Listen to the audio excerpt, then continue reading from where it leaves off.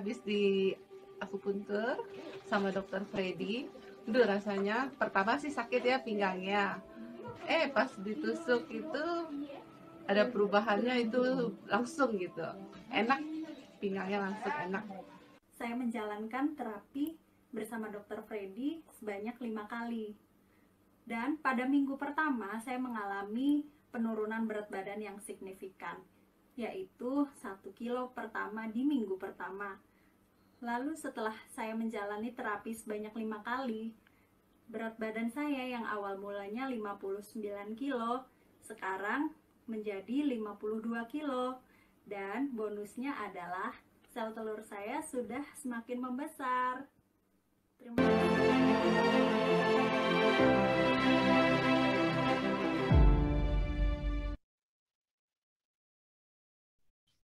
Ya, selamat siang, Prativian dimanapun Anda berada. Kita jumpa lagi dalam Prativi Interaktif Streaming, dalam Freddy's Journal, Belajar Sehat bersama Dr. Freddy. Dan pada siang hari ini, kita akan membahas tema yang sangat menarik nih. Ya, akupuntur untuk meningkatkan air susu ibu. Ya, salah satunya istri saya bilang begini, aduh, tahu 19 tahun yang lalu bisa diakupuntur, seharusnya dari dulu ya udah ada siaran ini ya, gitu. Tapi tidak ada kata terlambat ya. Dan hari ini kita akan belajar bagaimana sebenarnya dapat meningkatkan air susu ibu melalui akupuntur. Dan selamat datang bagi para Prativian yang hadir di Zoom channel pada siang hari ini maupun di YouTube Sangga Prativi. Dan selamat siang juga bagi Dr. Freddy yang sudah hadir di studio bersama kami. Selamat siang, Dr. Freddy. Siang Ko Rizal, siang teman-teman Bapak Ibu Prativian. Ya, ini hari ini temanya sangat menarik nih. Beberapa teman saya bilang begini, yang perempuan, saya aja malu bahasnya. Aduh, ampun deh. Oke. Nah, kalau kita bicara air susu ibu nih ya, Dr. Freddy ya, ini kan tentunya bagi ibu-ibu yang sebenarnya yang sudah melahirkan, ya kan, dan mungkin yang mengalami gangguan, misalnya ASI-nya tidak keluar dan sebagainya. Tapi sebelum kita masuk ke sana, sebenarnya saya mau tanya dulu nih, sebenarnya bagaimana sih proses pembentukan atau pengeluaran air susu ibu ini sebenarnya? Ya, baik Ko Rizal dan Bapak Ibu teman-teman Prativian semua. Betul, jadi sebelum kita membahas lebih dalam bagaimana cara meningkatkan air susu ibu atau ASI, memang sebagai dasar, sebagai basic, kita perlu tahu dulu tuh bagaimana cara pembentukannya. Mungkin boleh tolong ditampilkan slide-nya.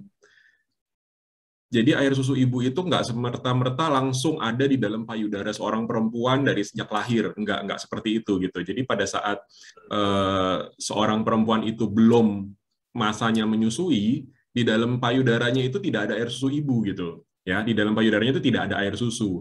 Nah, ketika seorang perempuan itu sudah melahirkan dan sudah punya bayi ya, sudah punya anak, nah baru air susu ibu itu ada dan itu bisa dikeluarkan gitu. Ya, jadi nggak dari lahir udah terkandung di dalam payudara, itu nggak seperti itu. Nah, terus sekarang kita pertama-tama kita membahas topik kita pada siang hari ini, akupunktur untuk air susu ibu ini, karena dalam minggu ini adalah pekan menyusui sedunia atau World Breastfeeding Week. Ini bisa dilihat di slide, itu logonya ada di sebelah kiri atas ya. Itu Protect Breastfeeding, Shared Responsibility. Itu topik atau tema World Breastfeeding Week atau Pekan Menyusui Sedunia pada tahun 2021 ini. Gitu ya, itu logonya seperti itu. Nah, lalu kita belajar sedikit, kita mengulang sedikit topik bahasan kita beberapa minggu yang lalu tentang payudara ya. Waktu itu kan kita belajar tentang estetika, bagaimana cara kita membesarkan dan bagaimana cara kita mengencangkan payudara. Nah, ini bisa dilihat juga di slide, ada gambar yang di tengah sama gambar yang di kanan, itu struktur payudara seorang perempuan, gitu ya. Kita tidak membahas laki-laki karena walaupun laki-laki sebenarnya punya payudara juga, tapi dia tidak berkembang kalau laki-laki. Ya, jadi sudah pernah dibahas juga. Laki-laki punya payudara nggak sih, Dok? Punya, tapi tidak berkembang, gitu. Nah, ini payudara seorang perempuan, yang gambar tengah dan gambar sebelah kanan. Kita masuk ke gambar yang tengah dulu. Jadi di dalam payudara seorang perempuan, itu isinya tuh tidak melulu hanya soal kelenjar air susu, tidak. Memang ada kelenjar air susu, tapi juga ada struktur yang lainnya, seperti ada lemak di situ ya, yang warnanya kuning-kuning, ada yang warnanya apa tuh, agak ke coklat muda atau agak ke pink gitu ya, itu jaringan ototnya, gitu ya. Nah, terus yang warnanya kuning-kuning itu ya, titik-titik itu tulang rusuk kita. Ini kita lihat dari samping gitu ya, dari samping. Nah, terus kalau kelenjar air susu itu yang mana sih? Kelenjar air susu itu yang warnanya apa tuh, ungu atau biru tua itu ya. Nah, itu lobus, ya itu kelenjar air susu. Dan di sini lokasi pembentukan air susu gitu. Jadi kalau di luar lobus ini, di luar balon-balon ini tanda kutip ya, di luar balon-balon ini tidak ada air susunya gitu. Jadi di lemak-lemak situ ada air susunya nggak dok? Nggak ada.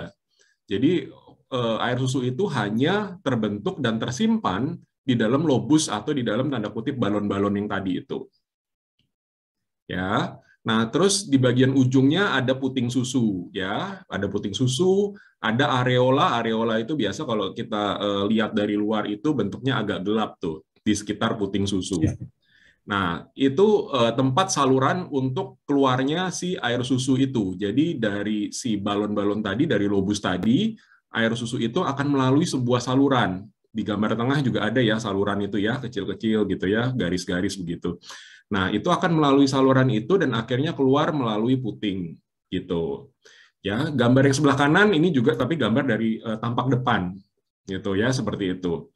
Ya, jadi pembentukannya seperti itu. Nah, lalu seperti tadi di awal saya katakan bahwa dari sejak lahir itu perempuan tidak langsung mempunyai air susu. Gitu. Jadi akan dibentuk pada kalau sudah waktunya gitu akan dibentuk. Nah, bagaimana cara pembentukannya? Pembentukannya balik lagi ke soal hormonal nih, Korizal dan teman-teman Prativia. Jadi hormon untuk membentuk air susu ibu atau ASI itu namanya hormonnya prolaktin namanya. Prolaktin gitu ya. Prolaktin itu dihasilkan di mana sih, Dok? Prolaktin itu balik lagi dia akan kelenjar akan dihasilkan oleh kelenjar yang ada di otak kita yang namanya hipofisis gitu ya. Kalau teman-teman pernah dengar namanya hipofisis itu ada satu bagian di daerah otak kita itu fungsinya adalah mengeluarkan hormon prolaktin salah satunya. Yang lainnya masih banyak tapi salah satunya hormon prolaktin. Kita ke gambar yang sebelah kiri bawah itu ada panah-panah ya yang agak ribet sedikit gitu ya. Nah, itu kalau bisa dibaca itu ada tulisannya hipotalamus ya, ada posterior pituitary, ada anterior pituitary gitu ya. Nah, hipotalamus itu anggaplah sebagai bosnya gitu, sebagai big bossnya. Itu adanya di otak, itu di atas itu sebagai big boss-nya gitu. Jadi dia yang nyuruh-nyuruh, dia yang perintah-perintah gitu. Ya, itu hipotalamus. Ya. Nah, terus bawahnya itu ada namanya pituitari atau bahasa Indonesianya hipofisis. Nah, ini sebagai tanda kutip manajernya gitu. Jadi dia menerima perintah dari big boss, dari hipotalamus, lalu dia akan memerintahkan organ-organ terkait. Jadi dia ngatur-ngatur pembagian tugas. Ini kamu ngasilin ini loh, ini kamu ngasilin ini. Termasuk ke dalam lobus-lobus payudara tadi. Kamu ngasilin air susu ibu itu. Gitu. Ya, pesennya adalah prolaktin. Jadi suratnya tanda kutip messengernya itu adalah prolaktin tadi. Jadi si pituitari atau hipofisis ini dia akan menghasilkan prolaktin. Dibaca di bagian bawahnya sedikit itu ada prolaktin milk production. Gitu. Jadi si anterior pituitari atau hipofisis bagian depan gitu ya, hipofisis bagian depan itu dia menghasilkan hormon ini prolaktin untuk membentuk si air susu ibu. Lalu air susu ibu yang sudah dibentuk ini bisa keluar nggak dok? Belum tentu. Belum tentu bisa langsung keluar. Jadi setelah dibentuk, dia akan disimpan di dalam lobus-lobus tadi. Nah, kalau keluarnya bagaimana? Keluarnya melibatkan hormon satu lagi yang namanya oksitosin. Gitu. Oksitosin itu dihasilkan oleh hipofisis tadi, tapi bagian posterior. Itu kalau digambar namanya posterior pituitary. Gitu. Itu di bagian bawah kan ada tulisan itu oksitosin milk ejection. Jadi dia dibentuk oleh prolaktin, dikeluarkan oleh hormon yang namanya oksitosin. Prolaktin, oksitosin, prolaktin, oksitosin. Begitu. Jadi satu dibentuk, satu dikeluarkan. Begitu kok Rizal.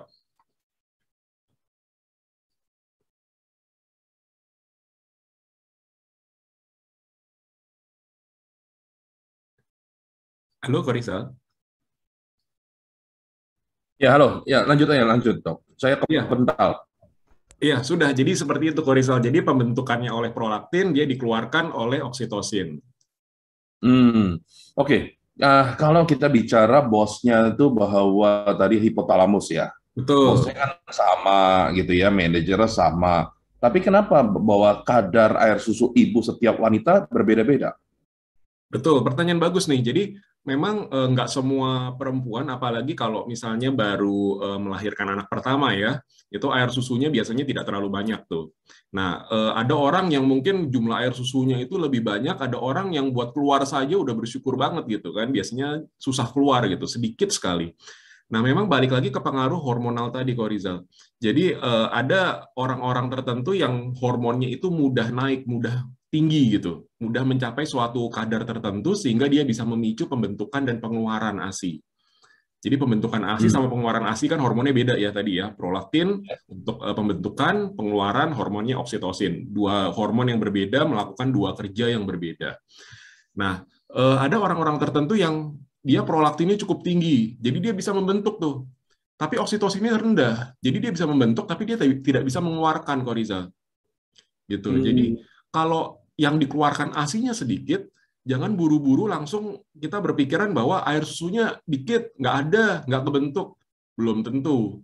Bisa iya, bisa juga sebenarnya kebentuk tapi nggak bisa dikeluarkan. Gitu. Karena hormon oksitosinnya yang bermasalah. Prolaktinnya cukup, jadi ASI-nya terbentuk, tapi karena oksitosinnya sedikit, dia tidak bisa dikeluarkan. Cuma sedikit hmm. yang dikeluarkan. Ada juga sebaliknya, oksitosinnya mungkin cukup nih kadarnya untuk mengeluarkan, tapi prolaktinnya sedikit. Nah, jadi apa yang mau dikeluarkan kan nggak banyak, gitu. Karena pembentukannya ASI-nya sendiri kan memang cuma terbentuk sedikit, Hmm. gitu. Jadi hormonal imbalance atau ketidakseimbangan hormonal inilah yang memegang peranan penting dalam hasil akhirnya ya, jumlah air susu ibu yang bisa dikeluarkan. Jadi Oke, pembentukannya maupun pengeluarannya. oke. Jadi itu juga yang menjelaskan bahwa seorang ibu hamil yang meskipun payudaranya besar, belum tentu banyak air susu ibunya ya. Belum tentu. Jadi ini, Karena nah saya juga ini, sering melihat bahwa yang biasa-biasa aja justru malah kelebihan air susu ibu kan, bisa sampai ditampung di kulkas dan sebagainya gitu. betul. Nah itu, jadi sekali lagi, waktu pembahasan payudara itu juga sempat disinggung sedikit nih. Jadi ukuran payudara itu tidak berhubungan dengan jumlah air susu ibu. Ya, jadi bukan berarti yang payudaranya besar, asinya banyak, gampang dikeluarin gitu. Bisa iya, bisa enggak, belum tentu. Gitu. Yang payudaranya kecil juga sama. Apakah air susu ibunya pasti sedikit nih, nggak bisa keluar banyak gitu? Ya bisa iya, bisa enggak. Jadi belum tentu juga. Jadi nggak berhubungan gitu. Oke, Jadi oke. waktu waktu waktu apa seorang perempuan itu lagi hamil gitu kan, memang payudaranya akan membesar kan, karena dia untuk mempersiapkan menyusui. Jadi air susu ibu itu mulai dibentuk pada saat itu gitu. Nah, apakah pembentukannya banyak atau sedikit? Balik lagi ke faktor hormonal tadi.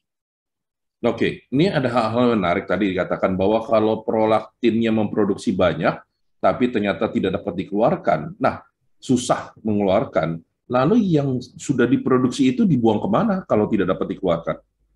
Yang pertama pasti rasanya nggak nyaman tuh, Korizal dan teman-teman Prativian, karena mungkin ibu-ibu yang sudah melahirkan dan sudah pernah menyusui gitu ya, itu rasanya pasti berasa lah. Jadi payudaranya itu kenceng, tapi nggak bisa dikeluarkan. Jadi rasanya nggak nyaman, nggak enak gitu di payudara, gitu. Hmm. Nah, terus kalau pertanyaannya tadi, bagaimana caranya dikeluarkan? Kalau misalnya ternyata tidak bisa dikeluarkan dan tidak ditangani, kan memang nggak dikeluarkan akhirnya. Akhirnya diserap badan sendiri, Korizal.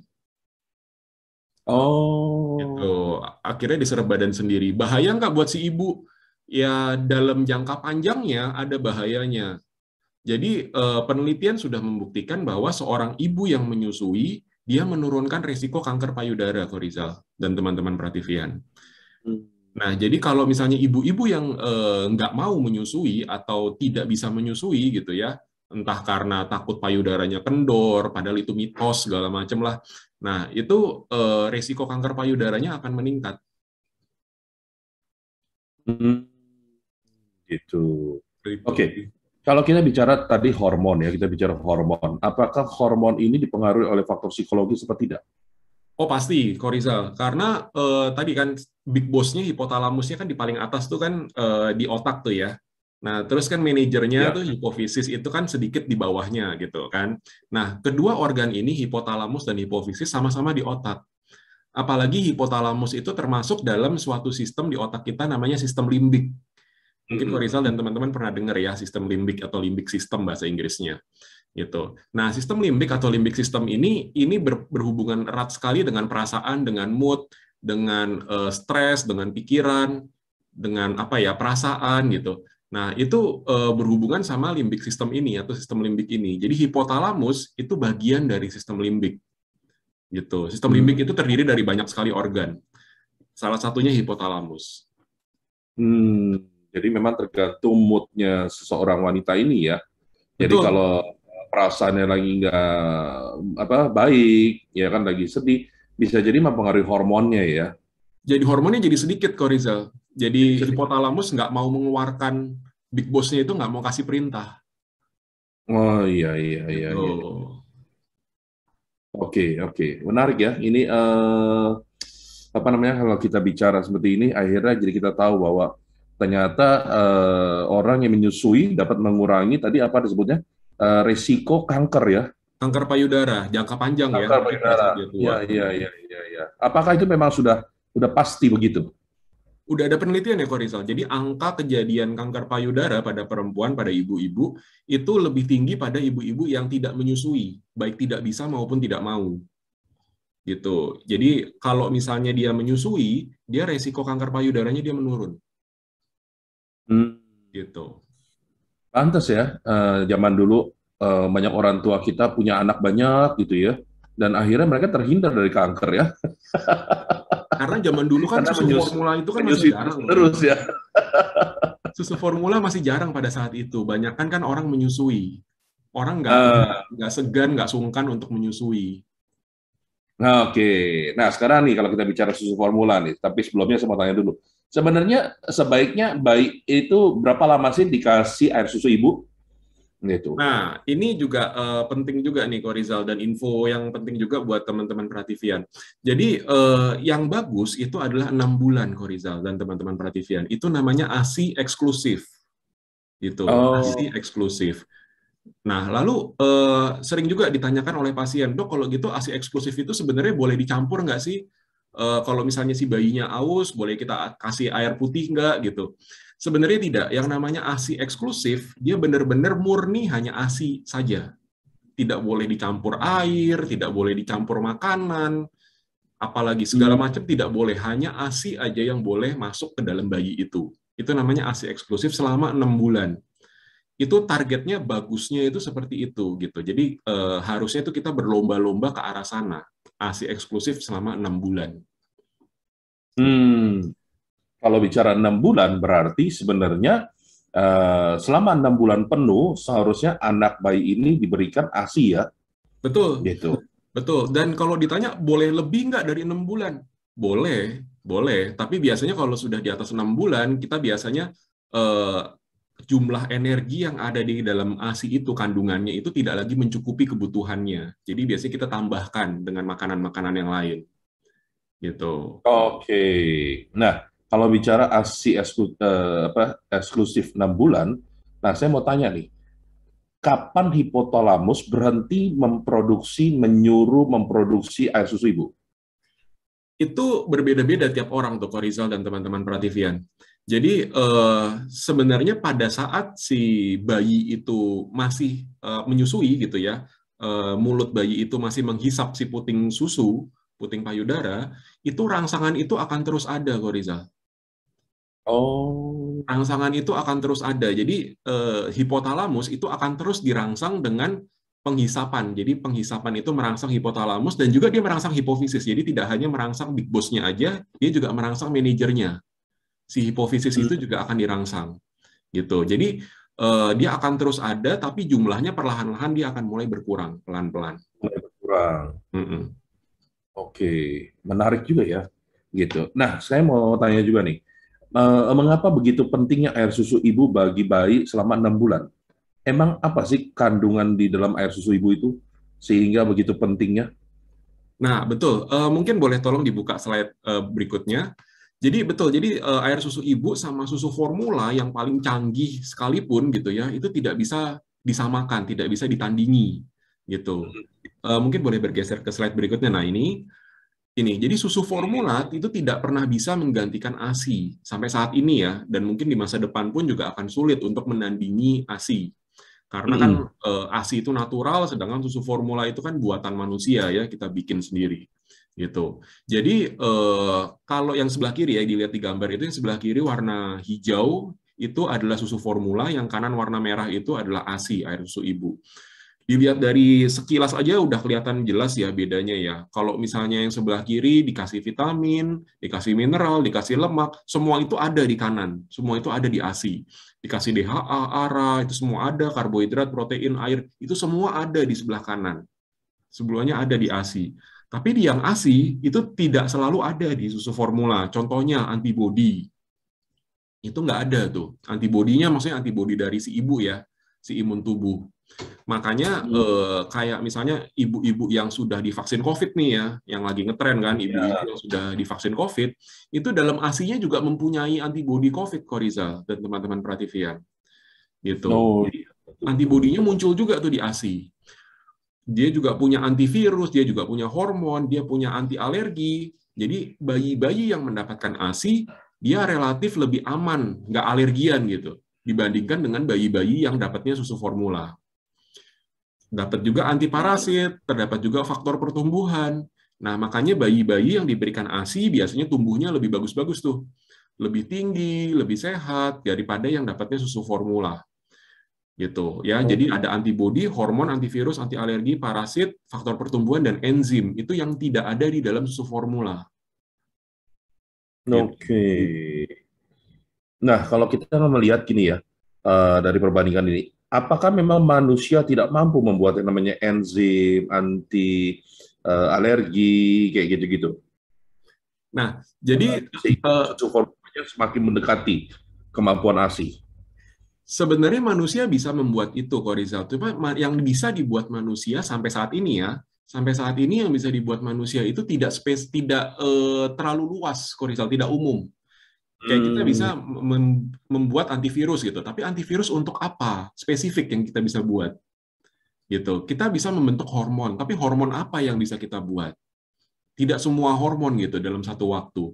Kita bisa membuat apalagi anti alergi, kita bisa bikin anti alergi, tapi tidak bisa anti alergi secara keseluruhan. Gitu. Jadi hanya sebagian-sebagian saja yang bisa dibuat. Gitu. Oh, berarti susu ibu ini sangat luar biasa ya? Air susu ibu sangat luar biasa karena dia lengkap, Korizal. Iya. Antibodinya lengkap, anti alerginya lengkap, apalagi antivirusnya lengkap, hormonnya lengkap. Gitu. Itu yang tidak bisa dibuat manusia sampai saat ini.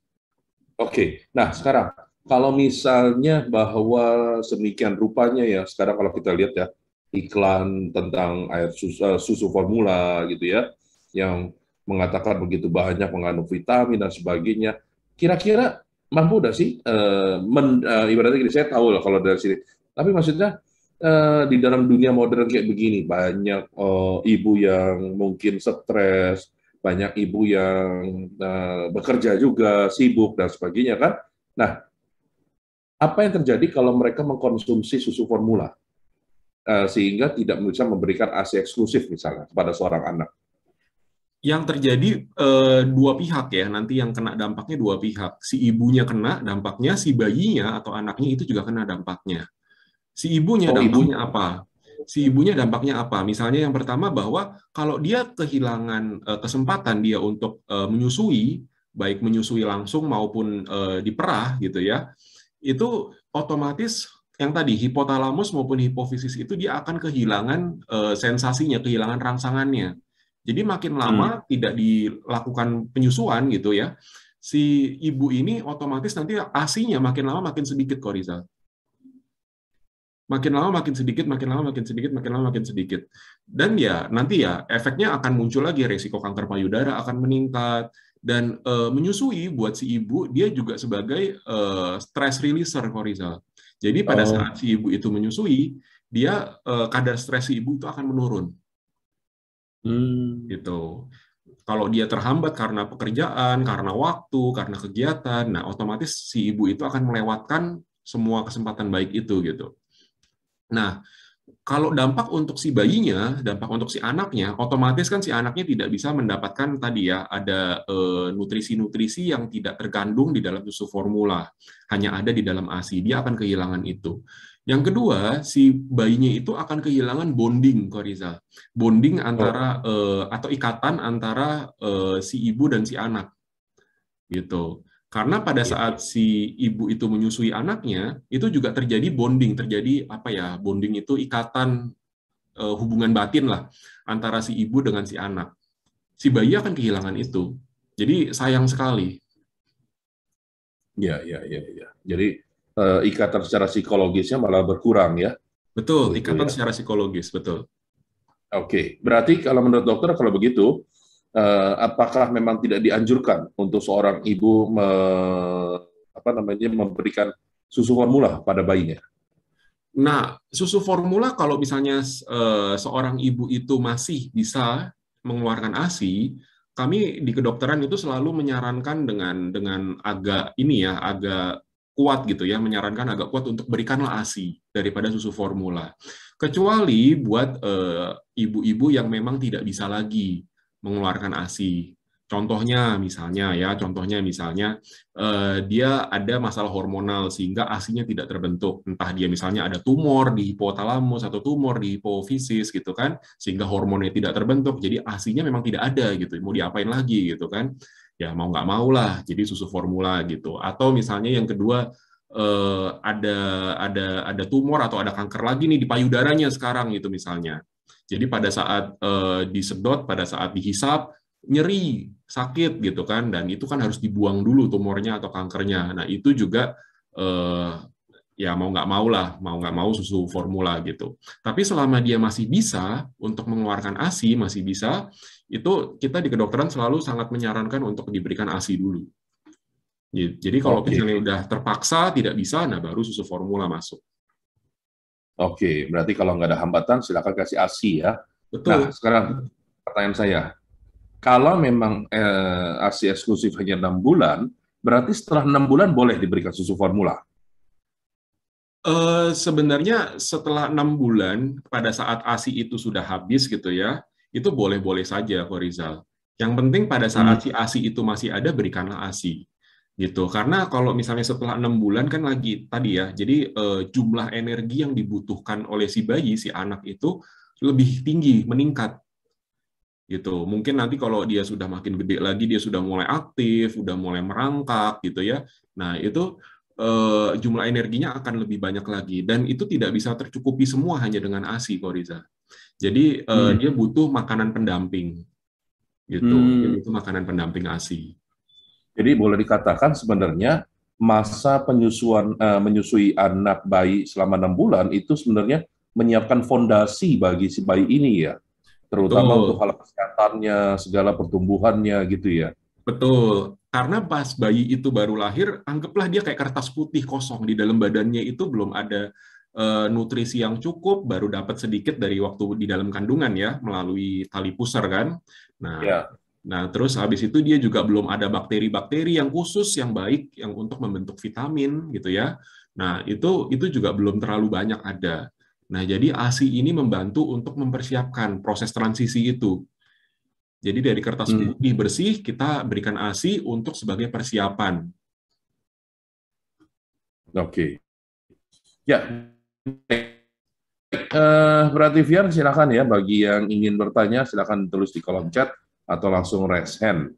Ya, seperti biasa. Dan seperti biasa juga, nanti Dr. Freddy akan memberikan free gift 1 kali akupuntur gratis bagi yang nanti di pemenangnya ya. Dan saya mau nanya nih, kalau kita bicara tentang ASI, maka kita bicara tentang ibu menyusui. Nah, apakah ada posisi tertentu untuk seorang ibu menyusui? Ya, ada kok Rizal. Boleh tolong dibuka slide-nya. Jadi, cara ibu menyusui itu sebagian besar itu kita bagi menjadi 5 cara ya, 5 prosedur gitu. Ya, mungkin ada yang membagi 5, ada yang membagi 6, bagi 4 gitu ya, kurang lebih sama. Ya, jadi ini kalau saya ambil 5. Nah, sebelum masuk ke sana, kita lihat dulu yang gambar yang sebelah kiri. Itu ada pelekatan yang benar dan pelekatan yang salah. Nah, ini penting nih buat ibu-ibu yang sedang menyusui atau yang akan menyusui. Jadi yang benar itu adalah mulut si bayi, ya, mulut si bayi itu melingkupi atau apa ya, menyelimuti atau menutup semua areola. Tadi kita udah belajar ya, areola itu daerah gelap di sekitarnya puting. Itu namanya areola. Nah, jadi si mulut bayi ini itu harus menutup semua terhadap si areola tadi. Jadi jangan ada areola yang nggak ketutupan mulut bayi. By the way, dokter, saya mau tanya nih, fungsinya areola itu apa sih? Sebenarnya fungsinya nggak terlalu ada kok, Rizal. Jadi kita sampai sekarang juga masih belum mengetahui secara persis fungsinya areola itu apa. Gitu. Nah, jadi kalau sekarang ini yang penting itu adalah mulut bayi itu harus menutupi semua areola itu, menutupi semua daerah gelap di sekitar puting susu. Nah, kenapa kalau ditanya kenapa sih dok, kenapa harus menutupi semua areola itu ditutupi oleh mulut bayi? Karena kalau misalnya tidak menutupi semua, dikhawatirkan akan ada lubang, akan ada saluran. Nah, akibatnya apa? Pada saat itu si bayi itu akan bisa menghirup udara, menelan udara, dan akibatnya si bayi itu akan kembung, banyak gas di dalam perutnya, gitu. Jadi kalau misalnya si bayi itu menutupi semua areola itu dengan mulutnya, itu diharapkan rapat. Mulutnya itu rapat, jadi tidak ada gas yang masuk pada saat si bayi itu minum air susu. Jadi kalau misalnya bisa dilihat di gambar, itu ada pelekatan yang benar dan ada pelekatan yang salah. Pelekatan yang benar, dia menutupi semua areola, pelekatan yang salah, dia hanya menutupi putingnya, areolanya itu masih ada sebagian yang tidak masuk ke dalam mulut bayi. Gitu ya. Nah, itu gambar yang sebelah kiri tentang pelekatan. Yang kedua adalah tentang posisi menyusui.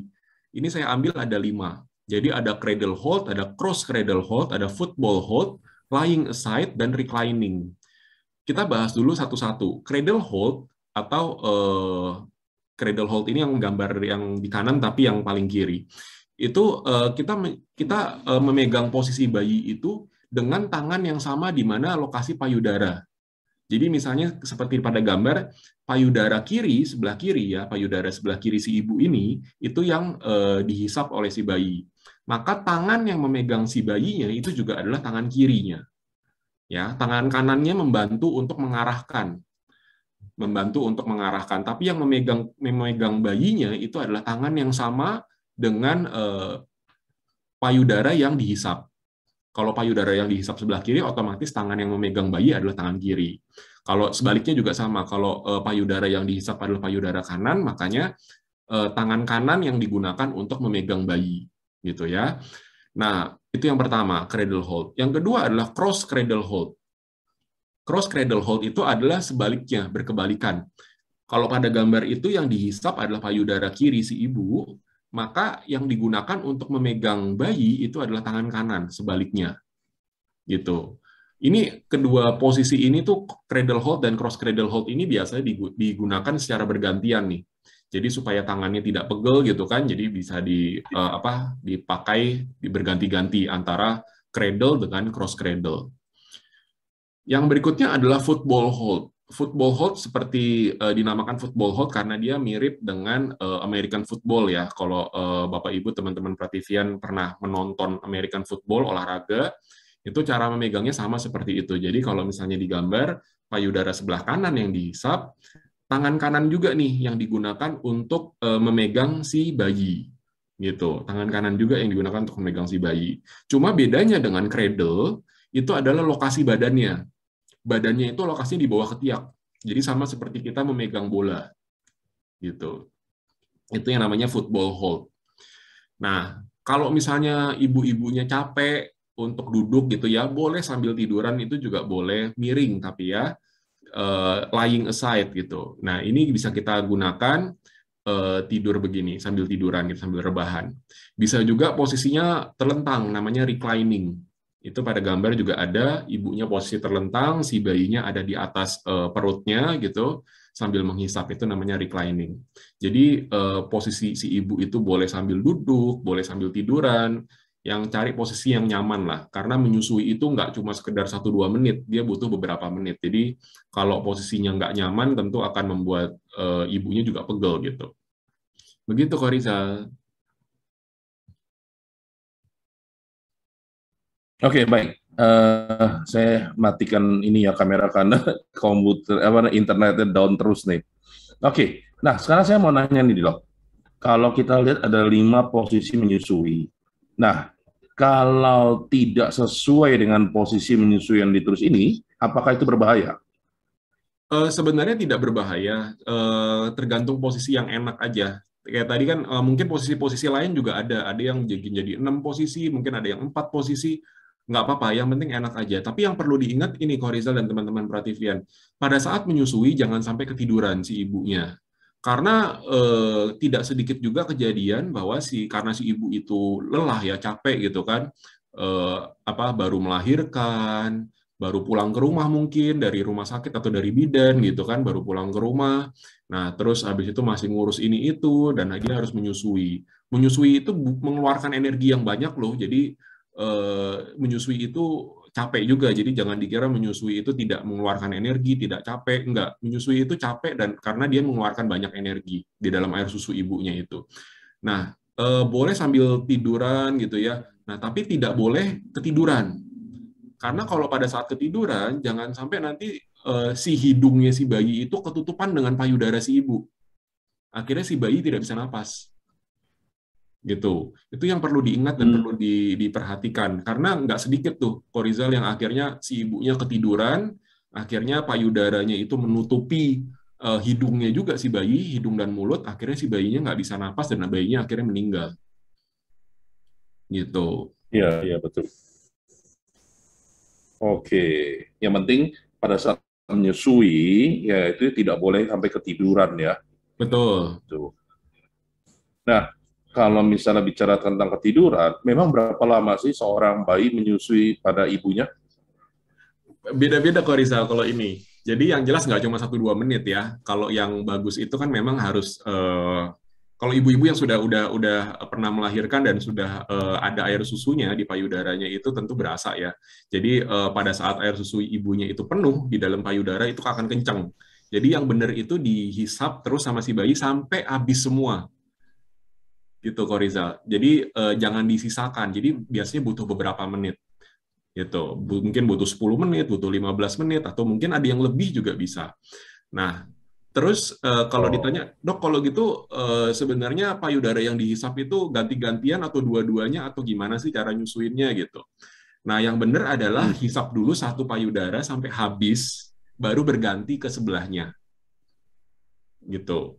Sebelahnya juga sama. Sebelahnya kalau sudah habis dulu, baru pindah lagi ke sebelahnya. Gitu. Jadi jangan sekali hisap belum habis sudah pindah kanan kiri kanan kiri kanan kiri akhirnya dua-duanya tidak habis, itu nggak benar. Jadi habiskan dulu baru pindah. Berarti luar biasa juga ya otak mengatur posisi porsinya air susu ibu ya. Begitu satu habis langsung diisi ulang gitu ya. Betul, betul. Dan sebenarnya ini nih yang jadi kekhawatiran banyak juga oleh ibu-ibu itu, oleh pasien-pasien itu, kalau baru melahirkan dan dia baru menyusui, biasa air susunya kan baru sedikit tuh. Dan itu biasanya warnanya agak kuning-kuning, itu namanya kolostrum namanya. Nah, itu jumlahnya sedikit tuh, Korizal dan teman-teman Prativian. Dan si ibu itu biasanya khawatir tuh, terutama ibu-ibu yang baru melahirkan anak pertama. Khawatir, kok air susu saya sedikit nih, jangan-jangan bayi saya kekurangan gizi nih, nggak cukup dapat gizinya gitu. Akhirnya berat badan si bayinya kan turun tuh. Akhirnya berat badan bayinya turun gitu kan. Nah, itu si ibu udah mulai panik tuh. Aduh, gimana nih segala macam, mau kasih susu formula, katanya dokter kalau bisa ASI eksklusif gitu. Tapi berat badan bayi saya turun nih. Nah, itu biasa penyebab-penyebab yang sering juga pasien-pasien datang ke dokter. Nah, sebenarnya perlu diketahui juga bahwa bayi-bayi itu pada saat baru lahir, berat badan yang turun itu normal. Ya, ibu-ibu ya. Jadi berat badan bayi misalnya baru keluar misalnya berapa ya, misalnya 3 kilo lah, normalnya kan 2,5 sampai 3,5 ya, anggaplah 3 kilo tengah-tengah, bayi keluar 3 kilo. Nah terus turun nih menjadi 2,9, 2,8, 2,7, 2,6 gitu ya. Nah Kalau turunnya masih belum terlalu drastis dan tidak cepat gitu ya, pelan-pelan gitu ya, nggak apa-apa, terus aja disusuin walaupun air susunya itu masih sedikit. Lama-lama dengan rangsangan penghisapan itu air susu ibu itu akan semakin banyak gitu. Jangan keburu-buru, ASI saya sedikit, udahlah nggak usah nyusuin lagi, ganti sufor aja. Takutnya si bayinya nggak cukup makanannya gitu. Tidak seperti itu. Nggak apa-apa pada saat bayi baru lahir pertama-tama dia berat badannya turun. Itu normal. Oke, baik. Baik, Dr. Freddy, kita semakin menarik, semakin mengarah, semakin mendalam, dan ini juga ada pertanyaan dari si Saruko, tapi sebelum dijawab, nah, kita lewat dulu ya, Yolan akan memberikan sesuatu dulu pada kita. Silakan Yolan.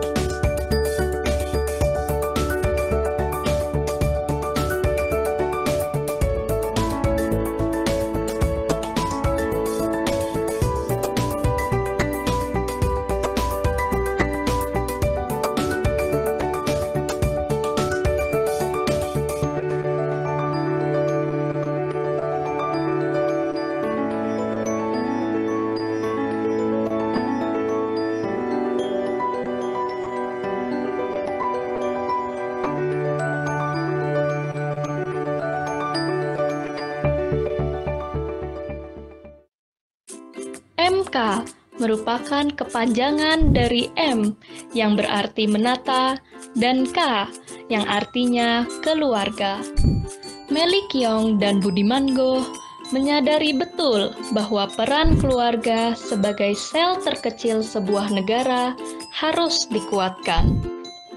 Untuk itu, berdasarkan praktek-praktek pengasuhan anak yang baik dari Melly Kyong dan bagaimana membangun hubungan keluarga dengan anggota keluarga seperti pasangan, orang tua, mitra kerja, anak, sampai ke tetangga, akhirnya disarikan oleh Budiman Go sebagai parenting yang berkonsep yang diberi nama Mindful Parenting MK. Harapan Melly Kyong dan Budiman Go yaitu agar mindful parenting bisa menjadi DNA setiap orang tua dalam keluarga. Maka, Melly Kyong sangat aktif mensosialisasikan ke masyarakat mengenai mindful parenting MK lewat buku-buku yang beliau tulis, seminar-seminar, dan di masa pandemi ini, lewat webinar yang diadakan melalui Zoom. Namun Melly Kyong merasa tidak cukup hanya belajar dari seminar atau workshop. Untuk itu, beliau membangun sebuah komunitas menata keluarga dengan tujuan semakin banyak orang tua yang mau terlibat dan berubah. Tidak sampai di situ saja, Melly Kyong juga aktif menyuarakan mindful parenting sampai ke tingkat kementerian dan berhasil menjadi mitra kerja BKKBN, Kemendikbud, Kemensos, dan PMK. Bahkan baru-baru ini, beliau juga menjadi salah satu anggota staf ahli mewakili agama Buddha. Besar harapan Melly Kyong dan Budiman Go agar komunitas MK dapat semakin meluas dan semakin menggaung mindful parenting. Sehingga mindful parenting ini dapat tercapai ke seluruh masyarakat agar menciptakan masyarakat Indonesia yang lebih mindful dan lebih berkualitas.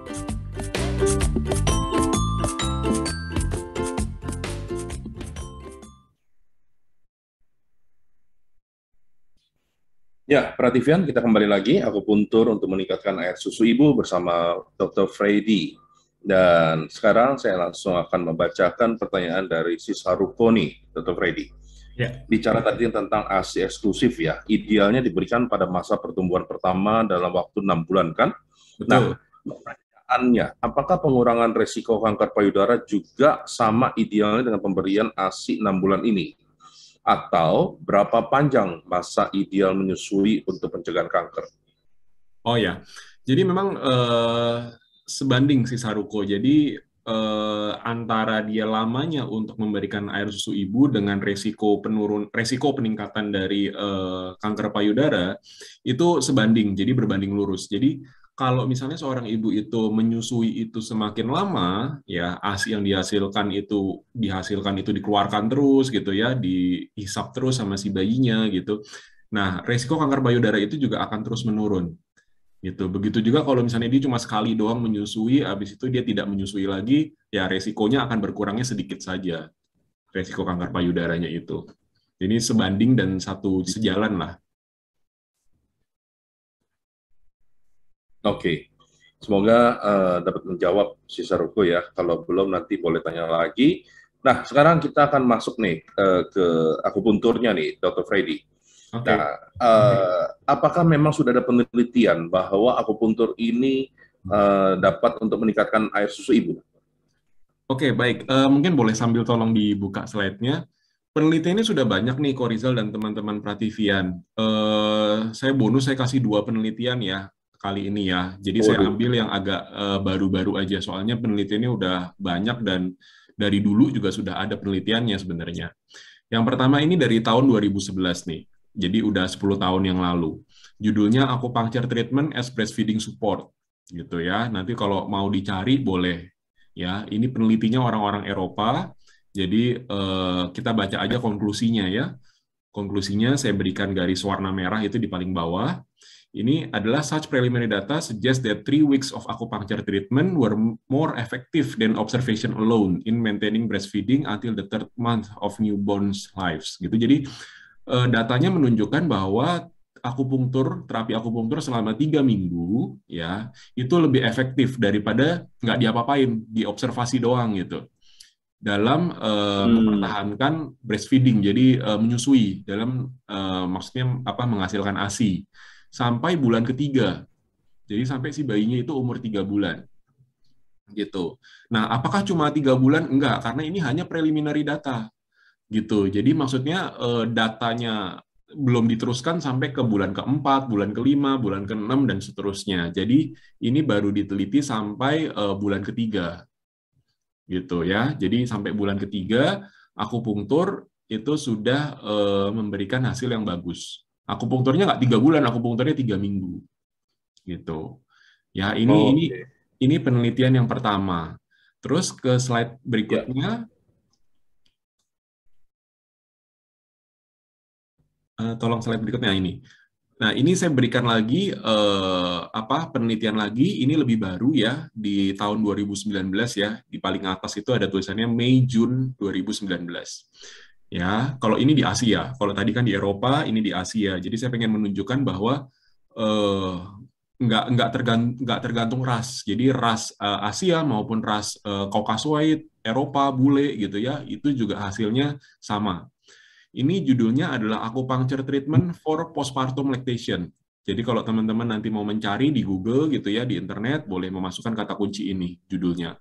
Nah, kesimpulannya bisa kita lihat di paling bawah ya, itu acupuncture itu has the advantages of quick onset, jadi langsung berefek ya, efeknya itu langsung kelihatan cepat, few side effects, jadi efek sampingnya sedikit ringan, and simple operation in the treatment of postpartum lactation, jadi pengerjaannya itu sederhana, nggak rumit, nggak ribet gitu. Ya, pengerjaannya sederhana dalam terapi laktasi. Lactation itu laktasi, menyusui. Postpartum itu setelah melahirkan, gitu ya, menyusui setelah melahirkan. Jadi hasilnya cepat, bagus, efek sampingnya sedikit, dan juga pengerjaannya itu sederhana, nggak rumit, nggak ribet. Gitu. Jadi dari dulu udah ada penelitiannya, sampai sekarang pun penelitian yang terbarukan lagi, hasilnya pun masih bagus, dan bisa dilakukan nggak mandang orang Asia, orang bule, orang Eropa, hasilnya sama-sama bagus. Gitu. Oke, berarti memang penelitian sudah ada dan sangat banyak ya. Berarti Banyak, memang Pak. ini berarti memang sangat aman gitu ya. Dan Betul. ini dikatakan tadi sudah sejak dulu. Nah, oke, berarti akupuntur ini memang benar-benar hanya untuk orang ibu-ibu yang memang sebenarnya apa dok? Yang produk ASI-nya memang hilang sama sekali nggak ada, atau produk ASI-nya ada tapi susah mengeluarkan? Sebenarnya kalau akupunktur untuk meningkatkan ASI ini tidak hanya untuk orang-orang yang mengalami masalah ASI, Pak Rizal. Jadi orang-orang ibu-ibu yang baru melahirkan nih, kan dia kan nggak tahu kan ASI-nya dia banyak atau sedikit, atau ada masalah atau tidak gitu kan. Sekedar untuk menjaga-jaga, sekedar untuk mempertahankan ASI yang bagus, itu pun juga bisa dilakukan akupunktur. Dan itu jumlahnya nanti akupunkturnya akan lebih jarang dibandingkan dengan orang yang ibu-ibu yang ASI-nya memang sudah sedikit, yang sudah ada masalah. Jadi ibu-ibu yang ASI-nya cuma sedikit, ibu-ibu yang ASI-nya bahkan tidak bisa keluar sama sekali, atau bahkan ibu-ibu yang ASI-nya normal-normal sekalipun untuk mempertahankan supaya bisa jadi eksklusif gitu ya. Nah, itu juga boleh dilakukan akupunktur. Oke. Oke, kalau begitu pertanyaan saya nih, bagian mana yang ditusuk kalau misalnya seorang datang kepada dokter untuk akupuntur? Ya, jangan khawatir ya, bukan payudaranya yang ditusuk, putingnya ditusuk gitu, enggak. Ya, jadi ada titik di jari ya, terutama di daerah jari apa kelingking gitu ya. Nah, itu di tangan gitu. Nah, itu ada yang ditusuk gitu ya, dipanaskan juga bisa. Nah, terus ada juga yang di daerah payudara tapi di bagian bawahnya. Ya, ada di bagian bawahnya, itu ada di kanan kiri ya. Jadi payudara kanan, payudara kiri satu-satu, jadi ada dua gitu ya. Itu juga ada yang dilakukan penusukan, bisa juga dipanaskan. Lalu di tengah-tengah dada ini juga ada ya, di tengah-tengah dada di antara dua payudara, di tengah-tengahnya itu juga ada yang dilakukan penusukan, bisa juga dipanaskan gitu, itu juga ada. Nah, itu secara umum. Nah, lalu balik lagi seperti pernah saya katakan bahwa terapi akupunktur yang bagus itu kan dua ya, terapi gejalanya sama terapi kausalnya, terapi penyebabnya. Tadi itu terapi untuk gejalanya. Nah, terapi kausalnya itu juga mesti dicari dulu penyebabnya apa, kenapa dia bisa ASI-nya sedikit, ASI-nya nggak keluar, atau sekedar untuk maintenance gitu. Nah, itu penyebabnya perlu dicari tahu lebih dulu gitu. Nah, misalnya dia ada masalah hormonal, tentu kita tambahkan titik-titik untuk hormonal. Masalahnya dia mungkin stres, karena stres pun juga berpengaruh ya. Seperti tadi kalau Rizal tanyakan di awal acara, stres atau banyak pikiran itu juga pengaruh. Jadi kita berikan juga titik-titik untuk menenangkan dia. Jadi itu untuk terapi kausalnya gitu. Jadi memang terapinya juga menyeluruh ya, nggak cuma sekedar bahwa hanya untuk meningkatkan saja, tapi menyeluruh ya. Karena Benar-benar. kalau misalnya hanya untuk meningkatkan aja, tapi kausanya tidak diobati, tidak Iya, diterapi, dia penyebabnya mungkin tidak akan diatasi meningkat ya. sementara. Dia nanti balik lagi, gitu. Jadi mesti dua-duanya yang bagus. Oh, oke. Nah, kalau begitu, apakah memang cuma pakai jarum saja dok? Atau ada hal atau ada modalitas lain? Sebenarnya jarum aja bisa. Cuma kalau saran saya bagusan ada jarum, ada listrik, sama ada pemanasan. Gitu ya. Pemanasan itu kalau bisa pakainya moksa sih. Lebih bagus kalau untuk ini daripada TDP, daripada lampu sorot itu TDP namanya. Itu Oh, oke. kalau ini bagusan pakai moksa batang gitu ya. Iya. Ini dipanaskan. Oke, takutnya kalau pakai lampu malah mengembang ya nanti ya dok ya. Bukan, kalau pakai lampu biasanya tidak terfokus. Karena ini yang Oh, kita tidak terapi terfokus. itu daerahnya kecil, titiknya kecil. Oke. Baik, biasanya Ibu Sri ada pertanyaan nih. Bu Sri? Ada, mau tanya. Silakan Bu Sri, apa yang mau ditanyakan nih? Selamat siang, Dokter Freddy. Sore apa siang nih? Selamat Selamat siang, Bu. siang. Tadi titik di kelingking tuh yang soce ya, gitu ya. Betul, betul. Terus kemudian yang di dada juga, terus di bawah payudara. Nah, Betul. pertanyaan Ibu, kalau kita menggunakan titik hormonal yang di telinga, di sini, Ya, itu pengaruh nggak untuk ke hipotalamusnya? Itu dok ya, satu ya, itu. Kemudian yang kedua, rangsangan dari bayi yang menghisap itu sangat potensial ya untuk pengeluaran ASI. Nah, kalau betul. menggunakan alat pompa itu bagaimana itu dok kerjanya? Dua Betul. pertanyaan itu dok, terima kasih. Oke, baik. Langsung saya jawab aja ya, Korizal ya. Betul, silakan. Iya, terima kasih Bu Sri pertanyaannya. Yang pertama, betul. Jadi kalau misalnya itu termasuknya terapi kausatif, Ibu Sri. Jadi kalau misalnya dia ada masalahnya hormonal, ya titik endokrin, titik hormon yang ada di telinga itu bisa ditusuk untuk mengatasi masalah endokrinnya atau hormonnya, untuk penyebabnya, gitu ya. Kalau dia misalnya masalahnya adalah nggak bisa tidur gitu misalnya, atau nggak misalnya dia stres gitu misalnya, atau misalnya dia kurang makan gitu misalnya, titik yang dipakai nggak lagi titik endokrin di telinga lagi, Bu. Jadi titiknya Ya. ya titiknya akan berbeda lagi gitu. Jadi itu termasuk terapi untuk kausanya, untuk penyebabnya. Betul. Itu yang pertama. Terus kalau yang kedua, kalau misalnya kita pakai pompa gitu ya, jadi kan asinya kan asi perah gitu ya. Ya. Hisapan antara mulut bayi dibandingkan dengan hisapan dari alat perah, alat penyedot ASI itu nggak sama, Ibu Beda. Sri. Beda. Jadi rangsangan yang dihasilkan terhadap hipotalamus itu juga berbeda. Jadi kalau misalnya ditanya akan bagusan mana menghasilkan ASI-nya, akan lebih bagus hisapan mulut bayi langsung, Ibu Sri. Ya. Gitu. Jadi dibandingkan dengan ASI perah, mendingan ASI langsung aja Ibu, langsung dihisap ke bayinya. Dia akan merangsang hipotalamus lebih besar. Gitu. Ada efek psikologisnya juga ya dok ya. Betul, efek psikologis dia akan menenangkan si ibu, menurunkan stres kan, stress releaser gitu. Nah, terus juga dia akan meningkatkan bonding atau ikatan, apa tadi Korizal istilahnya ikatan psikologis apa itu antara ibu dengan bayi. Kalau ya. Ada satu lagi boleh tambah pertanyaan? Ya, silakan. Baru teringat tadi penggunaan moksa. Dalam penggunaan moksa mungkin kita harus hati-hati jangan di papila mamanya ya di moksa ya, kontraindikasi kan. Betul. Jadi jangan diputing susunya. Jadi kita bisa berikan moksa itu misalnya di titik di bawahnya itu bisa, atau enggak di antara dua payudara di tengah-tengah dada gitu, itu kita bisa berikan. Ya. Makasih dok. Sama-sama Ibu. Terima kasih Bu Sri. Nah, tadi dok, ketika Bu Sri bertanya sesuatu, tadi saya tiba-tiba kepikiran seorang ibu yang kelebihan air susunya dan kemudian disimpan dalam botol-botol dan kemudian masuk ke kulkas, ya. Dan akhirnya setelah pulang kerja langsung dikasih botol walaupun isinya air susu ibu.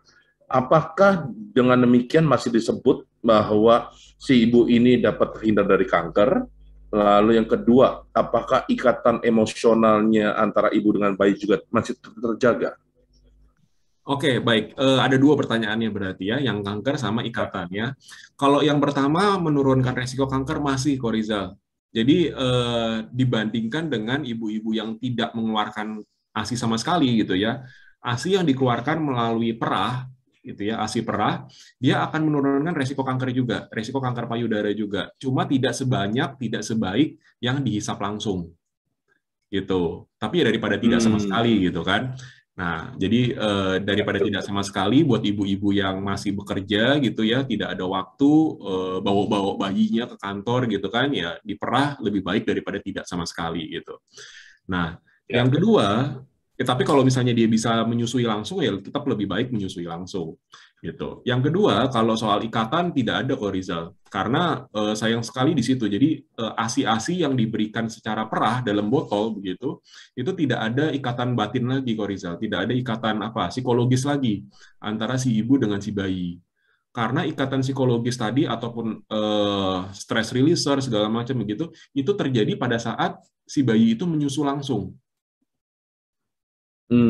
Jadi kalau dari botol, otomatis si bayi itu tidak lagi ada ikatan psikologis dengan si ibunya. Oke. Nah, kalau begitu, saya baru-baru ini kan membaca tuh, ada seorang ibu yang sampai kelebihan air susunya, dan kemudian dia bisa mendonasikan air susunya kepada tetangganya dan sebagainya. Apakah itu bermanfaat juga buat bayi, meskipun lain ibu? Bermanfaat, Korizal. Bermanfaat, tetap bermanfaat. Jadi kandungan ASI-nya dari ibu yang lain ya, bukan ibu kandung gitu ya, dari ibu yang lain, itu tetap ada manfaat ASI yang tadi sudah ditampilkan di slide itu, Korizal. Jadi kandungan nutrisinya tetap ada. Gitu. Jadi tidak mesti dari ibu sendiri gitu. Tapi ya ikatan emosionalnya kan tentu berbeda ya. Nah, di situ Ya, bedanya. betul. Oke, tapi tetap protein, antivirus, ininya semuanya didapatkan oleh bayi itu ya? Betul. Selama masih susu manusia ya, Korizal ya. Kalau Oke. diganti jadi susu sapi gitu ya otomatis kandungannya akan Oke. berbeda. Nah, sekarang jadi saya ingat lagi nih, kalau susu yang sudah dimasukkan ke dalam kulkas, apakah itu mengurangi semua manfaat yang ada di dalamnya? Misalnya proteinnya, kadar vitaminnya berkurang, atau gimana? Nah, pertanyaan menarik nih Korizal dan bagus sekali pertanyaannya. Jadi ASI yang fresh dibandingkan dengan ASI yang sudah disimpan dalam kulkas entah berapa hari gitu ya. Nah, itu kandungan nutrisinya sama atau beda gitu kan pertanyaannya ya. Ya, Nah, betul. sudah ada penelitiannya, ternyata ASI yang fresh itu nutrisinya lebih tinggi tetap, Korizal. ASI yang fresh disusuin langsung di payudara gitu ya, itu akan nutrisinya kandungan-kandungan tadi itu akan lebih tinggi daripada ASI yang sudah diendapkan, disimpan di dalam kulkas beberapa hari gitu, nutrisinya akan lebih turun. Tapi kandungan nutrisinya tetap ada, tetap lengkap seperti tadi, cuma jumlahnya, kadarnya itu tidak setinggi dengan yang ASI yang fresh, ASI yang langsung. Jadi makin lama kita menyimpan ASI itu, nutrisinya makin lama makin turun. Gitu. Oke. Oke. Nah, kalau begitu kasihan sekali ya ibu-ibu yang benar-benar kelebihan air susu ibunya. Begini, kalau orang kekurangan air susu ibu karena mungkin ada faktor pikiran, stres. Tapi kalau yang kelebihan, apakah ini dia terlalu senang atau memang ada sesuatu yang tidak normal? Bisa dua-duanya, Korizal. Jadi sesuatu yang tidak normal pun bisa. Andai kata misalnya dia kok ASI-nya keluar terus ya, mungkin bertahun-tahun dia keluar terus gitu kan. Atau misalnya ASI-nya sudah terbentuk dan sudah keluar, bahkan mungkin dia belum punya anak gitu. Nah, itu ada Itu kejadian ada seperti ya? itu. Ada seperti itu. Dan itu merupakan penyakit, Korizal. Jadi itu suatu tanda-tanda, suatu gejala di mana kita perlu untuk memeriksa lebih dalam lagi. Ya, kita perlu memeriksa lebih dalam lagi kenapa hal itu terjadi gitu kan. Nah, kalau misalnya dia lagi menyusui dan dia ASI-nya berlebihan banyak sehingga bisa didonasikan kan, donasi ASI gitu. Ya sebenarnya beruntung sih kalau memang tidak ada penyakit ya. Sebenarnya itu suatu hal yang bagus, yang menggembirakan. Kalau dia masih punya anak, masih punya bayinya, disusukan aja lagi, nggak apa-apa bayinya. Gitu. Ada pasien yang menyusukan lebih dari setahun, nggak apa-apa kok, nggak masalah. ASI-nya masih keluar terus gitu kan, setahun lebih gitu kan. Nah, terus begitu anak keduanya lahir, si kakaknya gitu ya, mungkin udah umur 2 tahun gitu kan, diberikan lagi air susu lagi gitu. Nggak apa-apa, nggak masalah. Gitu. Dan perlu diingat juga bahwa air susu ibu itu kalau disimpan bisa basi ya. Jadi jangan pikir bahwa ASI itu nggak bisa basi, itu bisa basi. Jadi kalau disimpan pun juga nggak boleh terlalu lama. Dan ada caranya tuh, suhunya mesti berapa, di dalam freezer atau nggak boleh dalam freezer, penyimpanannya harus seperti apa, wadahnya gitu. Jadi itu semuanya ada caranya. Jadi sebenarnya sebelum ibu-ibu menyimpan air susunya harus juga harus tahu juga informasi yang penting ya. Betul. Ya, itu mungkin Mbak Rizal, air susu ibu yang lansia itu basi. Oh ya, air susunya basi ya. Yang lansia udah basi. Itu mah bukan air susu lagi, Bu, udah yogurt. Serius banget. Aduh, habis wajah dokternya serius jadi nggak enak ya. Dokter Sally diam aja tuh, biasanya dia tuh. Iya nih, tumben makanya dokter Sally nih. Apalagi lagi ini dia, lagi massage. Nah, bicara akupuntur lagi nih dok. Ya. Berapa kali sih datang untuk benar-benar meningkatkan air susu ibu ini? Ya, kalau untuk meningkatkan ya, seminggu paling nggak 2 kali kok Rizal. Seminggu ya. Nah, tapi kalau misalnya untuk maintenance aja gitu ya, mungkin seminggu sekali boleh, 2 minggu sekali boleh untuk maintenance. Kalau untuk meningkatkan seminggu itu 2 kali gitu. Nah, terus kalau misalnya Nah sekarang, ya terus lanjut tuh. Ya terus. Ya, kalau misalnya, tapi kalau ditanya untuk berapa lama totalnya gitu ya, seperti tadi penelitian itu sekitar 3 mingguan ke Korizal. Jadi kalau mungkin ya, kalau kita sekitar 3 minggu sampai 4 minggu lah, gitu. Jadi kalau saran saya sih ngambil aja paket yang 10 kali, seminggu 2 kali gitu kan. Nah itu nanti kelihatan hasilnya. Kalau untuk meningkatkan ya. Saya ya, ada. Baik. Ini sebelah. Ya, Dr. Sally, silakan. Saya ada pengalaman ya bahwa air susu ibu dari Jatinegara sampai ke tempat panti asuhan yang jauh sampai ke Tangerang. Itu saya bawa setiap kali loh. Jadi sampai kadang-kadang buat anak-anak itu kan di panti asuhan yang melahirkan itu kan nggak ketemu emaknya. Jadi saya bawain terus saya langsung saya susuin tuh jam 11 malam sampai juga saya susuin. Saya pernah bawa juga dari Singapura loh. Karena di Singapura tuh nih, ibu banyak sekali air susunya. Terus dia bilang, Dokter Sally gimana? Ya udah saya bilang kasih saya aja nanti kan saya taruh di lemari es. Begitu saya mau pergi naik kapal terbang, saya bawa gitu. Itu bisa loh, sampai rasanya ngeliatinnya sampai bisa lama gitu. Maksudnya saya kan nggak bawa segala macam peralatan cool changer tuh nggak, bukan yang istimewa, itu bisa. Jadi itu yang saya lihat. Kalau dibilang meningkatkan air susu juga, aduh kalau emang saya kan udah bilang kemarin waktu bilang kalau teteknya gede itu nggak jamin punya air susu. Jadi malah yang teteknya kecil air susunya tuh banyak sekali tuh. Itu yang saya lihat. Minimal setidaknya kita tahu ya dari pengalaman Dr. Sally ternyata air susu ibu bisa lintas negara juga ya.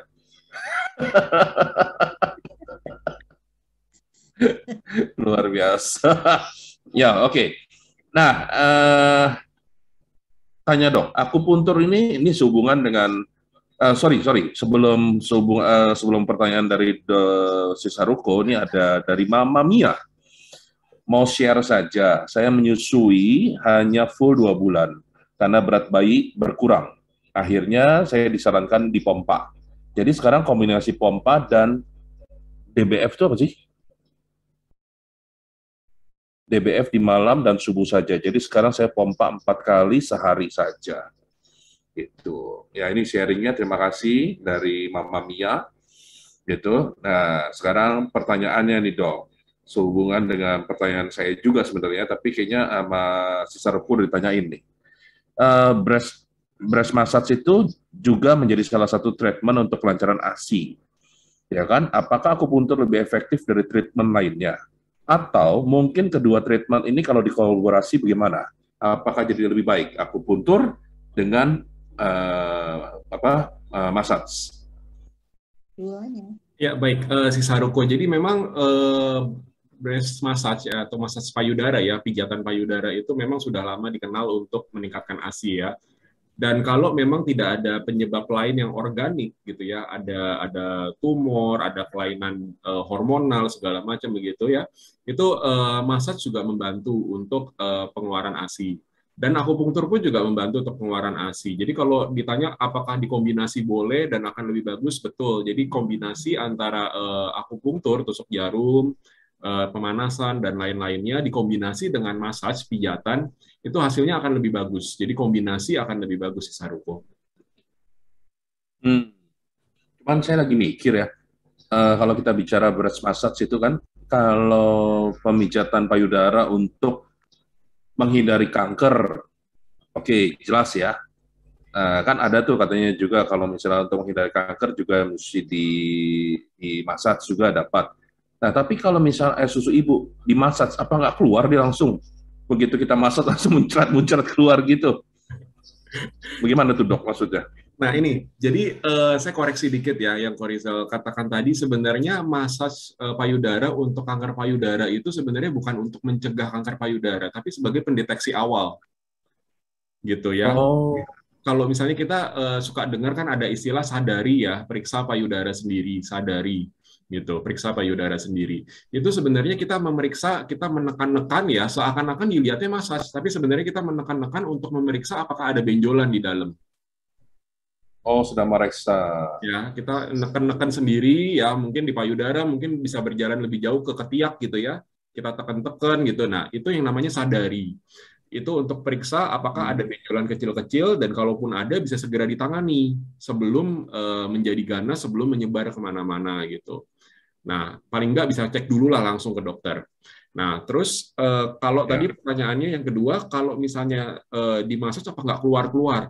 Kalau misalnya payudaranya lagi penuh, berisi, dia akan keluar. Nah, makanya biasanya massage payudara untuk ASI ini dilakukan pada saat kosong, pada saat ASI-nya itu lagi belum terbentuk gitu. Kalau ASI-nya lagi penuh begitu, Oh, disusukan dulu, dihisap dulu sama si bayinya gitu. Jadi dikeluarkan dulu, begitu kosong ya boleh dimassage gitu ya boleh. iya, iya, iya, iya. Apakah itu juga membantu ketika produksi air susunya baik, tapi pengeluarannya terhambat? Apakah breast massage itu menolong? Menolong kok Rizal, karena dengan breast massage itu kita juga akan merangsang pengeluarannya. Jadi merangsang pembentukannya, merangsang pengeluarannya gitu ya. Tapi sekali lagi pengeluaran itu dipengaruhi terutama oleh oksitosin tadi. Di awal dijelaskan ya hormon oksitosin. Jadi jangan lupa berikan si ibu itu ketenangan karena oksitosin itu baru keluar pada saat si ibu itu tenang, si ibu itu happy, bahagia, santai gitu. Kalau si ibu itu malah ketakutan, malah sedih gitu kan, kok ASI saya nggak keluar-keluar, dia malah sedih gitu kan, nah dia malah makin nggak bisa keluar. Jadi peran si suami ya terutama itu juga penting untuk mendorong semangat untuk menenangkan, menyemangati si ibunya itu, si istrinya tadi itu. Udah nggak apa-apa, tenang aja nanti akan Hmm, keluar segala macam. Nah, nanti dia akan keluar pada saat si ibu itu tenang. iya, iya, iya. Jadi harus justru malah mensupport istrinya, ya kan, mendukung gitu ya. Betul, Jangan mendukung, malahan jangan merebutan sama menyalahkan. bayinya ya, gitu. Pak Rizal, bisa tambah Kenapa, Bu pertanyaan? Sri? Oh iya, ini Silakan. dok, setelah Boleh, tadi kan boleh. penusukan untuk ASI ini kan bisa 1 minggu 2 kali atau 1 kali seminggu untuk maintenance-nya.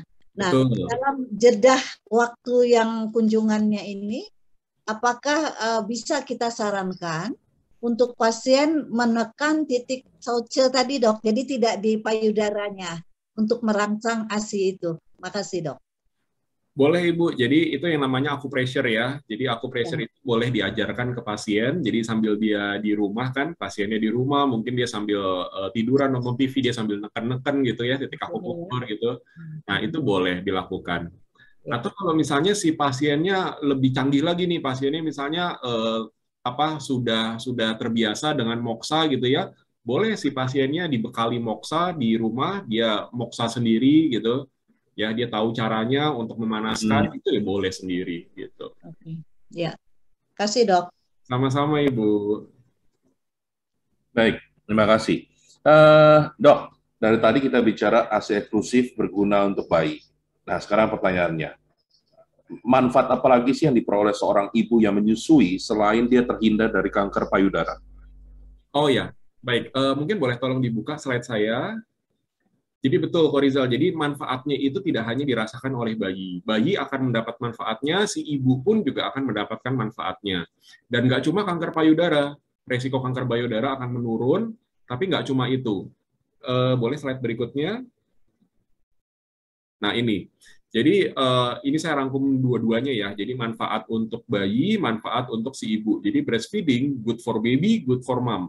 Jadi kalau manfaat untuk bayi, dia untuk mencegah diare, ya di tulisan-tulisan yang sebelah kiri, dia mencegah diare, mencegah infeksi telinga, mencegah pneumonia. Pneumonia itu radang paru-paru ya, atau bahasa sehari-harinya paru-paru basah. Nah itu pneumonia.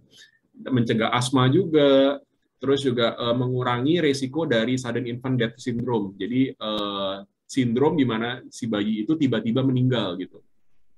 Dia akan mengurangi resiko itu ya. Terus dia mengurangi resiko dari kegemukan ya. Jadi bayi itu kalau misalnya diberi susu ibu ASI, dia akan resiko kegemukan pada saat dia sudah dewasa dia akan turun.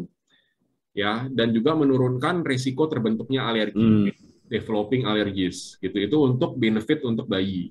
Sedangkan benefit untuk ibu ya, dia mengurangi resiko dari tadi ya, kanker payudara, kanker indung telur ya, ovarian atau ovarium ya, itu kanker indung telur.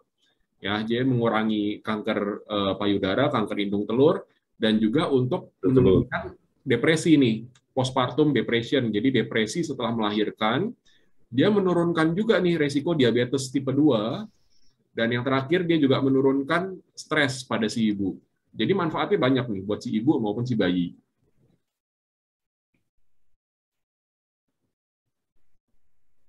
Gitu kok Rizal. Oke, jadi manfaatnya cukup banyak ya. Iya, betul.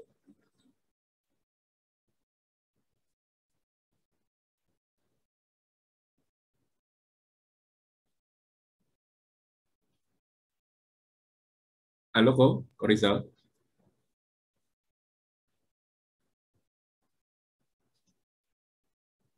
Akan dan kemudian dapat diakupuntur seperti Dr. Freddy ajarkan pada siang hari ini. Nah, sebelum Dr. Freddy menutup acara kita dengan satu pernyataan, maka akan ada yang mau lewat dulu nih untuk iklan besok. Silakan Yolan.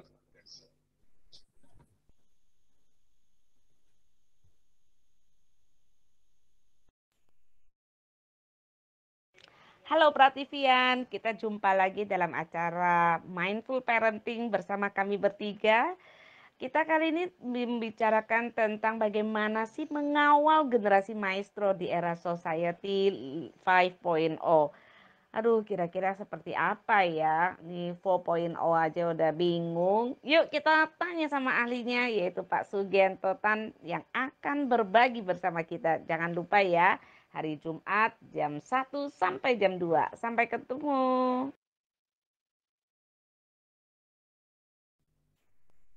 Ya, itu besok jam 1 siang seperti biasa Mindful Parenting ya. Kita lihat bagaimana cara mengawal generasi-generasi maestro atau generasi juara di era Society 5.0. Sangat menarik untuk diikuti. Nah, baik. Sebelum saya berikan kepada Dr. Freddy, mungkin masih ada yang ingin bertanya lagi? Oke. Kalau nggak ada, mungkin Dr. Freddy dapat memberikan sesuatu yang, mungkin saya mau bertanya satu aja. Ya. Mengapa sedemikian rupanya sehingga bahwa ditetapkan ada yang namanya hari, breastfeeding tadi? Pekan menyusui. Sedemikian rupa. Pekan menyusui. Kenapa cuma sepekan? Kenapa ibaratnya nggak dalam satu masa 1 tahun gitu misalnya? Nah, jadi sebenarnya dalam kalender kesehatan dunia ya, kita kan punya kalender kesehatan dunia, ada kalender kesehatan Indonesia gitu ya. Nah, kalau ini world, jadi dunia, kalender kesehatan dunia. Nah, ini sebenarnya sudah merupakan suatu yang suatu yang lebih kok Rizal. Jadi biasanya kan hari ya, hari ini, hari itu, seperti kemarin kan hari hepatitis ya, hari hepatitis sedunia. Nah, sekarang kita air susu ibu bukan lagi hari, tapi pekan. Jadi 7 hari. Minggu gitu, jadi bukan lagi hari. Nah ini menekankan bahwa ternyata WHO gitu ya, Badan Kesehatan Sedunia itu sangat menekankan pentingnya air susu ibu, Korizal. Dan makin lama, makin zaman, makin modern ke sini, ternyata ASI ini makin jarang, Korizal. Karena paradigma yang salah di masyarakat bahwa makin lama ke sini, ibu-ibu itu makin nggak mau menyusui, bukan tidak bisa loh, makin tidak mau untuk menyusui, gitu. Nggak jadi mau. Betul, makin nggak mau menyusui, dan itu menggugah WHO itu untuk membuat ini menjadi suatu hal yang penting, makanya disebutnya pekan, nggak cuma hari, gitu. Jadi ini udah suatu hal yang lebih. Iya. Oke, baik, luar biasa ya. Jadi memang WHO justru memberikan perhatian yang sangat lebih ya Betul juga ya, bahwa kemarin-kemarin tuh kalau kesehatan apa-apa tuh dihitungnya hari gitu ya. Tapi kalau ini pekan ya, itu dimulainya dari sejak kapan, Dok? Dari Senin yang kemarin, dari Senin kemarin jadi sebenarnya. Jadi hari Kamis ini masih termasuk dalam pekan itu. Oke, oke, baik. Oke, Dokter Dok. Freddy, yang saya tahu Ya, ya, ya, silakan. saya kan kerja di pemerintah ya. Saya selalu kan kasih ceramah tentang ASI. Kayaknya anjuran tuh sampai umur anak 2 tahun loh dikasih. Tapi memang sih setelah 6 bulan Hmm, kasih tambahan gitu segala makan. Tapi maksudnya sampai 2 tahun tuh anak masih bisa gitu dikasih. Tapi jangan sampai udah ke 5 tahun. ya, Betul, Dokter Sally. Jadi memang betul. Jadi selama ASI-nya itu masih terbentuk tadi ya, seperti tadi yang Korisel katakan, selama ASI itu masih terbentuk, berikan aja ke anaknya. Walaupun sudah lewat dari 6 bulan, nggak masalah. Tapi kalau sudah lewat dari 6 bulan, kan kebutuhan energi si anak kan juga naik. Jadi dia butuh makanan lain selain ASI. Gitu. Karena kalau dari ASI aja energinya tidak mencukupi dengan kebutuhan yang sudah semakin naik. Gitu, dia butuh makanan lain pendamping ASI. Nah, tapi selama 6 bulan itu sebisa mungkin ASI eksklusif, jangan dikasih air putih, jangan dikasih makanan minuman lain gitu. ASI aja selama 6 bulan. Kalau masih lebih setelah 6 bulan masih boleh diteruskan gitu. Tapi kalau zaman dulu sih oke. nggak sampai 6 bulan eksklusif loh. Kita 3 bulan aja udah kasih dia pisang, udah kasih dia segala ini. Ya kan dulu zaman dulu lagi waktu saya gitu. Ya kok kalau anak laki sih minta ampun deh. Kayaknya nyedotnya tuh banyak sekali sampai rasanya, tetek dari kecil aja jadi gede gitu kan. Wah cakep banget ini sekarang. Kalau lagi nyusuin jadi cakep sekarang aja udah melempem gitu kan. Ya benar Sekarang kok, nggak saya laki, sih nggak perempuan, dan sekelilingnya kuat. enggak. Ya makanya saya kan ngelihat beberapa orang yang anaknya perempuan akhirnya kebanyakan dia punya apa itunya. Setiap kali kalau udah sebotol, udah 2 botol, pasti dia telepon saya. Dokter Sali udah 2 botol nih. Terus langsung saya jemput, terus saya bawa ke panti asuhan. Itu aduh nolong bener deh buat Ya, bayangin dari Jakarta sampai ke Bogor. Maksudnya jauh-jauh gitu. Ada yang ke Tangerang. Aduh. oke. Ya, itu memang pengalaman Dokter Sally ya, waktu masih muda itu luar biasa lah. Kalau ibaratnya disuruh terbang sana sini masih oke gitu kan. Ya, tapi meskipun sekarang sudah ibaratnya sudah tidak bisa seperti dulu, masih tetap aktif. Nah, itu yang luar biasanya. Terima kasih Dokter Sally ya. Oke Dok, sebelum kita mengakhiri acara kita, kira-kira apa yang ingin disampaikan Dok bagi mungkin para ibu-ibu yang saat ini memiliki anak atau sedang menyusui, kira-kira apa yang ingin disampaikan? Ya, baik, Bapak Ibu, teman-teman Prativian semua, dalam rangka Pekan Menyusui Sedunia, ya, WHO, itu juga kita sangat menekankan pentingnya ASI buat si ibu dan juga buat si bayi. Jadi tidak hanya untuk bayi saja ya, buat si ibu pun juga penting. Tadi manfaat-manfaatnya sudah kita elaborate, sudah kita jelaskan semua di dalam sesi tadi. Dan jadi sebisa mungkin buat ibu-ibu yang bisa menyusui, susuilah anak Anda. Jadi jangan ragu untuk menyusui, jangan percaya, terlalu banyak percaya mitos-mitos yang beredar di luaran sana yang belum tentu benar. Gitu ya. Dan kalau misalnya ASI ibu-ibu ini misalnya kurang atau takut nggak bisa keluar atau sekedar untuk maintenance, jangan keburu-buru langsung minum obat-obatan, minum macam-macam ini itu. Cobalah dulu akupunktur karena akupunktur pun juga bisa untuk meningkatkan ASI dan juga aman. Ya, baik. Ya, ini dari Mama Mia tadi menjelaskan DBF itu adalah direct breastfeeding. Terima kasih untuk informasinya. Ya, oke, baik. Sebelum kita kita akhiri, maka terima kasih untuk para Prativian yang setia setiap hari Kamis hadir untuk acara Freddy's Journal. Dan mungkin bagi Anda yang baru bergabung, ingin tahu di mana Dr. Freddy buka praktek dan sebagainya, ini ada informasinya. Silakan Yolan.